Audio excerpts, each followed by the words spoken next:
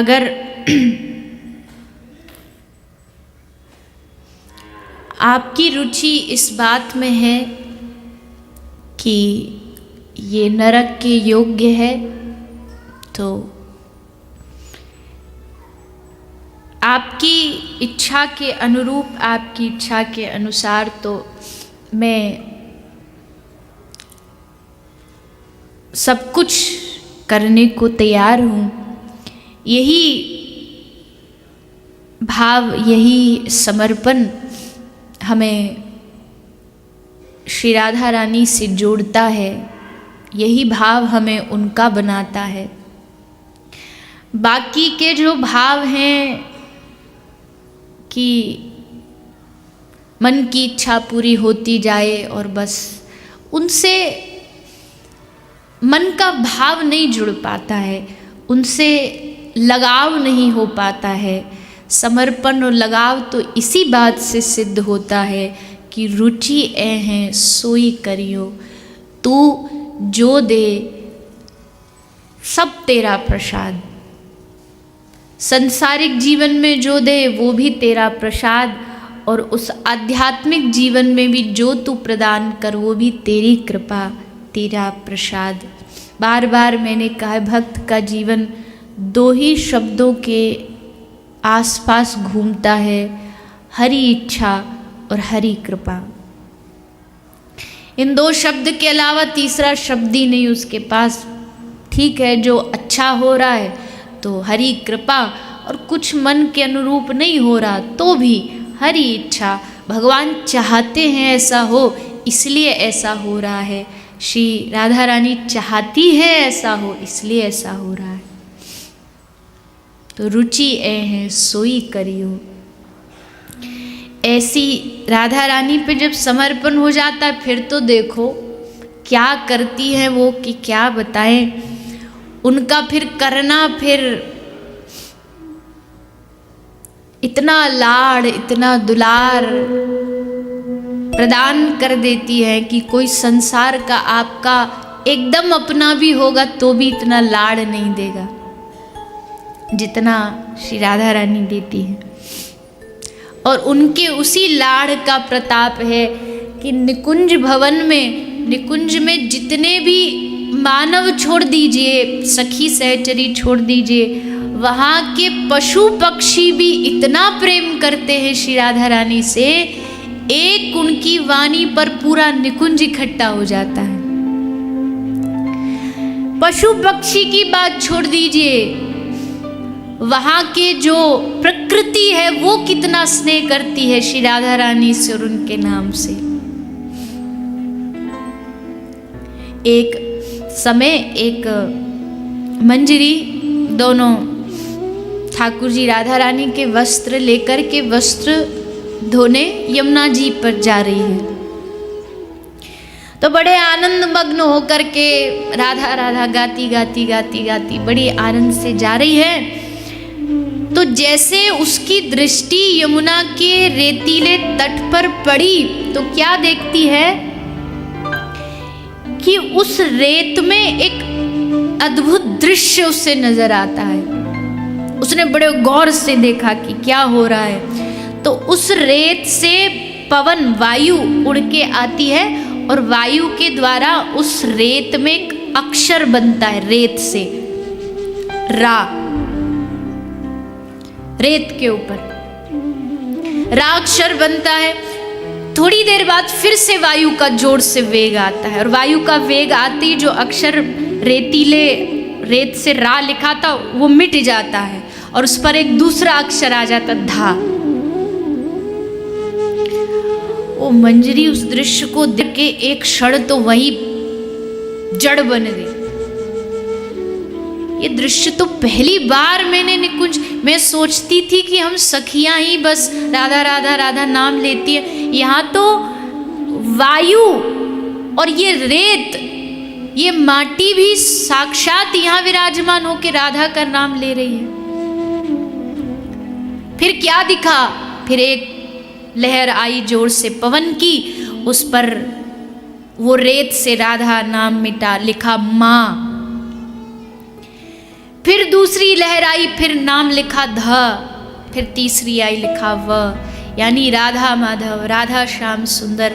बार बार उस रेत पर वो वही ठगी की ठगी रह गई, वस्त्र नीचे धर दिए कि ये क्या अद्भुत लीला है इस निकुंज भवन की। आज तो वो देखने को मिला जो मैंने कभी सोचा भी नहीं था। ये निकुंज के, ये निकुंज मतलब ये वृंदावन ही है, ये ब्रजधाम ही है। इस ब्रज का जो माटी है, ब्रज के जो वृक्ष लता पता, ये भी कोई साधारण थोड़ी।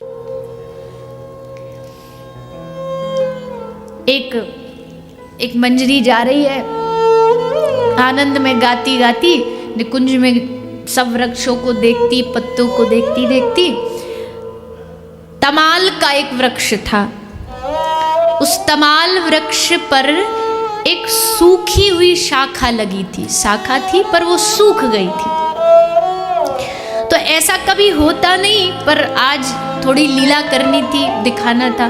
तो उसने सोचा ये सूखी शाखा जो है इस वृक्ष की शोभा को बिगाड़ रही है। तो उस मंजरी ने उस डाल को तोड़ दिया। उसने एक अच्छे भाव में कि यहाँ प्रिया प्रीतम आते हैं, सूखा डाली देखेंगे तो अच्छा नहीं लगेगा, सो डाली तोड़ दी। और जैसे उसने उस वृक्ष की डाली को तोड़ा, उससे रक्त की बूंद बहने लगी। अब जैसे रक्त बूंद बही, बड़ी जोर से घबराई, ये क्या हो गया, कितना बड़ा अपराध हो गया। थोड़े क्षण बाद रक्त की बूंद तो रुक गई, पर अब उससे पानी की धारा बह रही, झरझर झरझर। अब क्या करूं, कहाँ जाऊं? तो सब सखी सहचरू की स्वामी ललिता है, तो ललिता सखी के पास गई। आज तो हे ललिता सखी, हमसे बड़ी भारी भूल हो गई, ये मैंने शाखा को तोड़ दिया। दिखा, ललिता ने मांगी उस शाखा को, तो ले लिया हाथ में। ललिता सखी जो है वो मन से उस शाखा से बात कर रही है, शाखा से पूछ रही है कि तू ये क्या लीला चल रही है। तो वो शाखा ललिता सखी से कहती है, हे ललिता सखी, ये जो जल बह रहा है ये पानी नहीं है, मेरी आंखों का अश्रु है। मैं अभागिन आज तक कम से कम इस पेड़ से जुड़ी थी।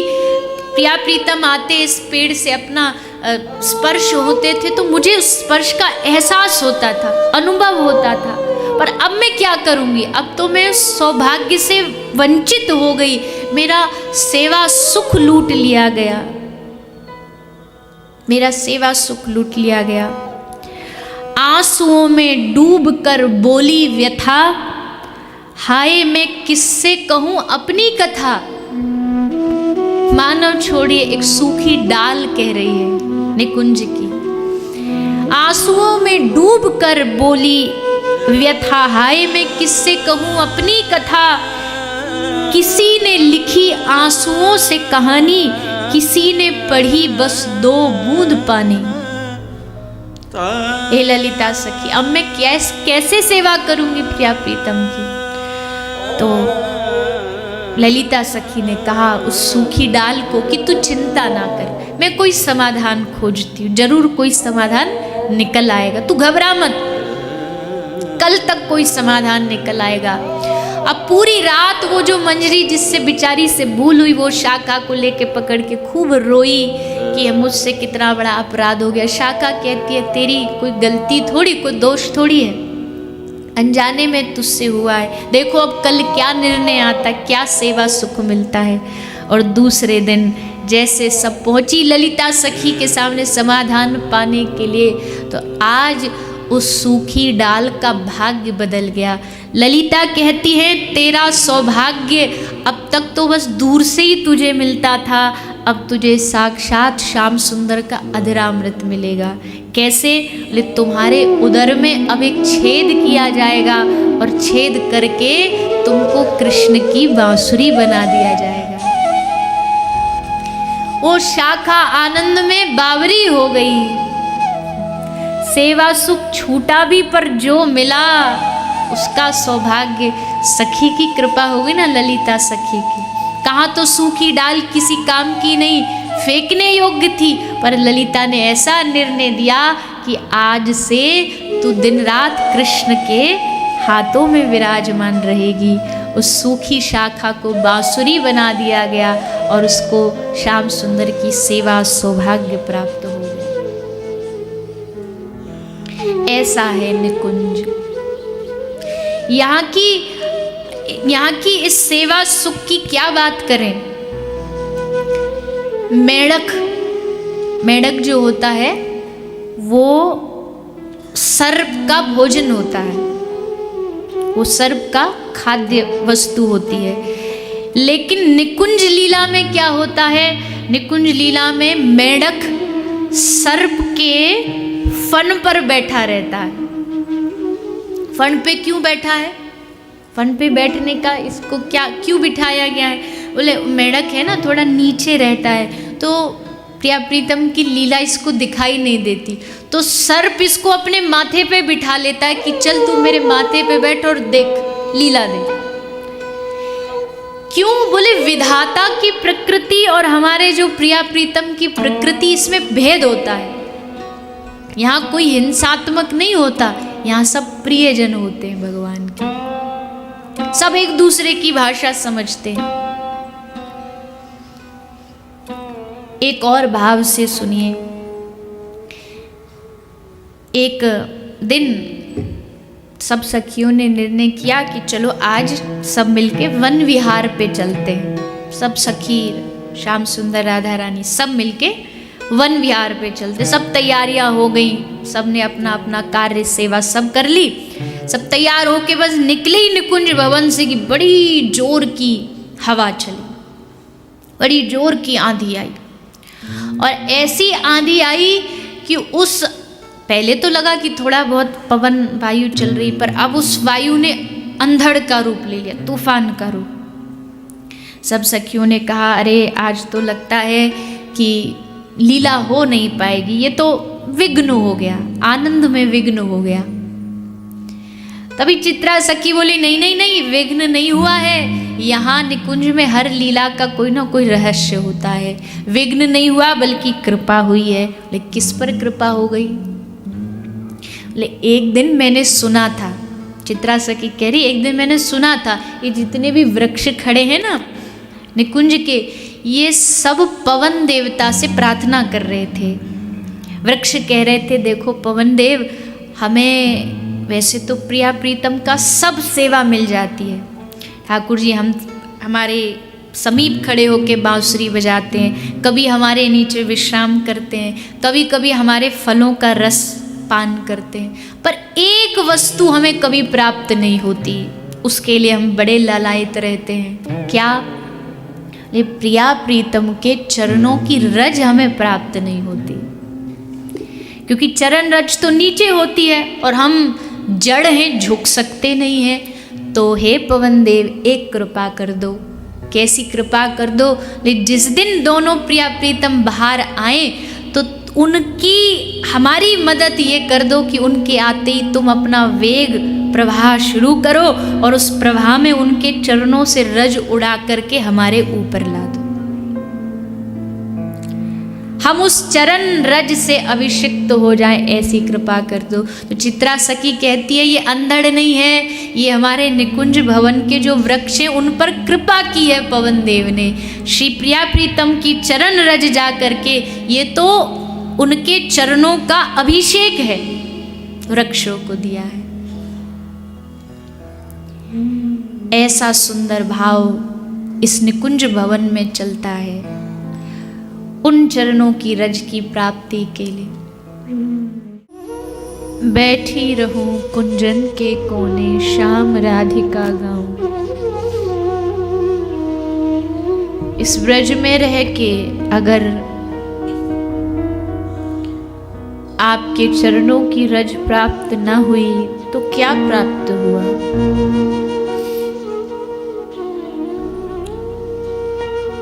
ये वो रज है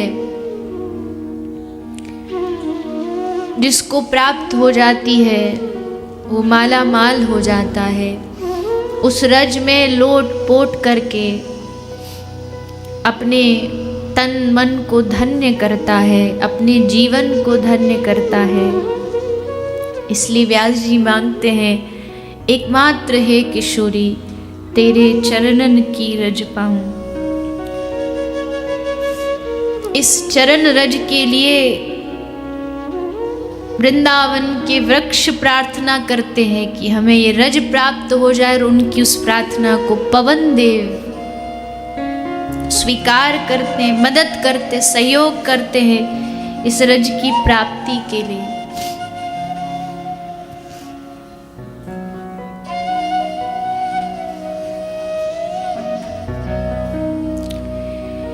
इस रज की महिमा सुनी तो बहुत है, जितने भी रसिक जन हैं सबने इस रज की महिमा को गाया है, पर अभी तक प्राप्ति नहीं हुई है। प्राप्ति जब हो जाएगी तो शायद ये सब कहना भी बंद हो जाएगा, फिर कहना भी कोई काम का रहता नहीं। तो निकुंज भवन में आप सोचिए, विचार करिए कि रज की प्राप्ति के लिए सहयोग कर रहे हैं एक दूसरे का। और जितने भी निकुंज के पक्षीगण हैं, जितने भी निकुंज के छोटे छोटे पशु हैं,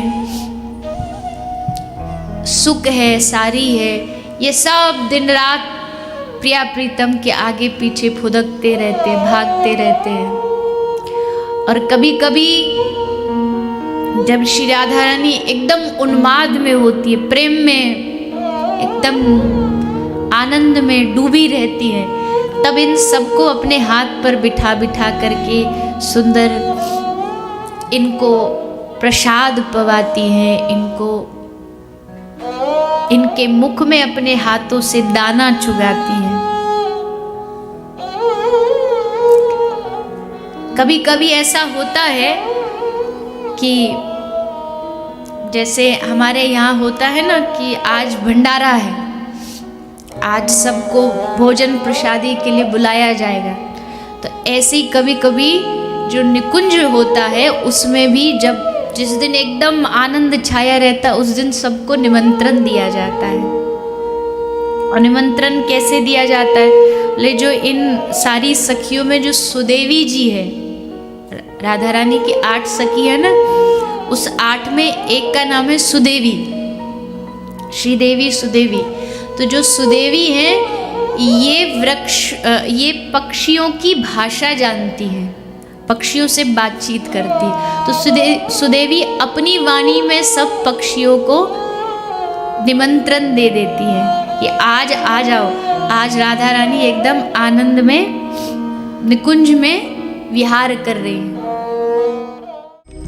थोड़ी देर के लिए आंख बंद करिए, अपनी इधर उधर देखना बंद करिए, और आंख बंद करके आप सिर्फ मन में ये लीला का दर्शन करिए कि चारों तरफ सुंदर निकुंज है, सुंदर सुंदर वृक्ष, तमाल के, पीपल के सुंदर वृक्ष लगे हैं। चारों ओर यमुना जी का कलरव सुनाई दे रहा है, और उस कलरव में श्री प्रिया प्रीतम श्री स्वामिनी जी की रुंझुन रुंझुन नूपुर सुनाई दे रही है। और उन बीथियों में दोनों गलबाही डाल करके आनंद में चल रहे हैं। और कैसे चल रहे हैं? जैसे कोई अचानक से बादलों में कोई बिजली चमकती है, वैसी आज श्री स्वामिनी राधा रानी आनंद में, उत्साह में उस निकुंज में विहार कर रही हैं, और अपनी ही परछाई को देख देख के मुस्कुरा रही हैं। आनंद, इन रसिकों ने जिन्होंने इन वाणियों को लिखा है,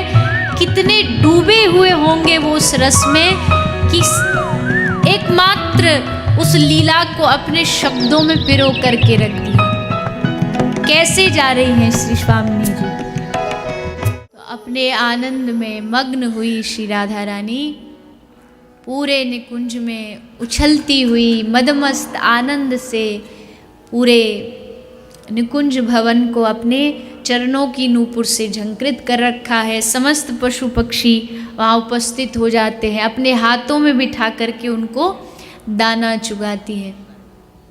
एक हिरण्य हिरणी दंपति हैं, वो दूर बैठे हैं, तो ललिता से पूछा ये दूर कैसे बैठे हैं? बड़े प्रेमी हैं और हैं तो भले पशु योनि में, पर आप कुछ भी भोजन इनको पाते नहीं हैं जब तक आपका भोग नहीं लगता। तो राधा रानी ने कहा चलो एक बार कोशिश करो। तो ललिता ने जाके एक शुद्ध अच्छा सेब दिया, हिरन हिरनी को पर नहीं खाया। राधा रानी ने उनको नज़दीक बुलाया, इनको इधर लाओ। तो इधर दोनों दंपति को लाया गया। राधा रानी ने उनके सामने थोड़ा खाया, उसको डाला, तुरंत खा गए, तुरंत प्रसाद पा लिया। तो ऐसे पशु पक्षी भी जो हैं वो श्री राधा रानी की परम प्रेमी स्नेही हैं।